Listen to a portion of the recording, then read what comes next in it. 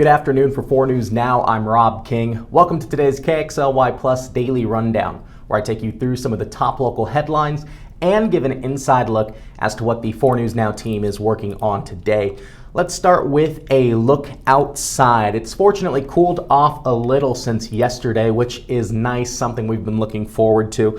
So I hope you brought a jacket with you this morning, because we're not going to get into the 70s today after having a high of 88 yesterday. That cold front moved in the evening. On the tail end of this cold front that's moving in, we could see some rain in the 3-5 o'clock hour. Here's what the forecast will look like around that time. As you can see, Spokane, Coeur d'Alene, areas of North Idaho could get some rain around 5 p.m. today. So be aware of that on your commute home or if you're picking the kids up from school. And then after that, it's going to warm back up tomorrow, which will be nice heading into a beautiful weekend. As you can see, 75 tomorrow, partly cloudy, a little more cloudy Friday and Saturday, but still staying in the upper 70s, low 80s, which is nice and something we've been looking forward to. So a nice Father's Day weekend. We had a nice Mother's Day weekend, so only fair we have a nice Father's Day weekend. Let's take a look at what the 4 News Now team is working on today. We're going to take a look at what Daybreak Youth Facility, the latest with there. The CEO came out today, and they're accusing the Department of Health of setting them up to fail, basically saying they gave them 4 days to find their patients new treatment facilities and new centers, new places to live, but they gave them 4 days heading into a holiday weekend. So the CEO says that was an impossible task that Daybreak was presented. And they do have a plan now to temporarily halt operations at Daybreak. The CEO also says that this puts a lot of the kids' lives in danger. He said that one of their patients has already overdosed since leaving treatment and fortunately is still alive, receiving life-saving Narcan, but he says this is just one example of all the damage that could be done to these kids now that they have nowhere to get treatment. So they're going to temporarily suspend operations until they can move forward with their lawsuit and see where it goes from there. So that's just the latest in this battle between Daybreak and the Department of Health. Remember, DOH suspended their license to practice due to reports of their crew, their workers, assault reports and sexual abuse reports that they say Daybreak did not cooperate with and did not properly investigate. So that led to the license suspension at Daybreak, and then that was followed up by DOH saying, hey, your license is suspended, you're still operating, now you're operating without a license. So we now know Daybreak will cease their operations temporarily pending the ending of these lawsuits.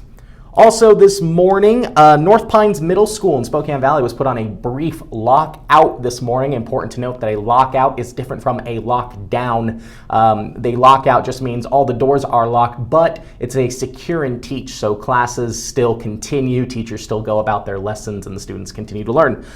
So that was a temporary lockout. Now the Sheriff's Office says Spokane Valley Police responded to what was an unfounded report, and the district says that there was police activity in the area which led to the secure and teach, but fortunately it looks like the Sheriff's Office says, it was an unfounded report, so there were no threats to anyone, and that lockout has since been lifted. So normal day now at North Pines Middle School. Let's take a look at what everybody on the team's working on today, starting with Natalie Grant. We heard recently from a 4 News Now viewer about a customer of Avista who has comfort level billing. Now what that is it sets a monthly rate, so you know a flat rate, you know what you're going to pay every month going into the year. But apparently it's gone up for one customer over $100 from the previous month as Avista announced changes. Now normally rate changes have to get approved for Avista, so Natalie is reaching out to Avista to find out what's going on. In addition, she's also speaking with the customer who's experiencing the bill hike and how this could impact them. It's important to note that if your bill has gone up, your electric bill significantly, especially if you're in this comfort level billing, be sure to reach out to us on social media. We have posts on Facebook and Twitter. We want to hear your comments. Let us know, let Natalie know if you have also been impacted by this for her story tonight. Bronte Sorotsky, she was down at Manitou Park today, where a lot of park goers were complaining that the koi pond had been looking this sickly green color, as you can see in this picture.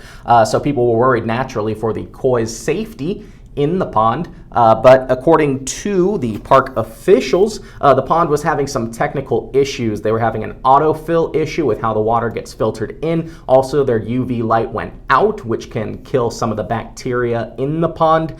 So they say that this green color is not uncommon in koi ponds, though obviously want it to be clearer so people can see the fish. Bronte said she was out there today and could not see the fish unless they poked their heads up out of the water looking for food, but fortunately it looks like it's not particularly harmful to the fish while it is this gross color, and then they will get those technical issues fixed and get the pond looking pretty again. So that's the latest with that. Bronte will have more details coming up tonight. So that's all we got for today's KXLY Plus Daily Rundown. Short and sweet today. Thank you for joining. Be sure to download KXLY Plus on your connected TVs. That's Apple TV, Amazon Fire, and Roku. You can also download the 4 News Now mobile app, and be sure to turn on your notifications so you get the latest in breaking news in your community. So all those stories and more coming up tonight at 5. But for now, live in studio, I'm Rob King for KXLY Plus.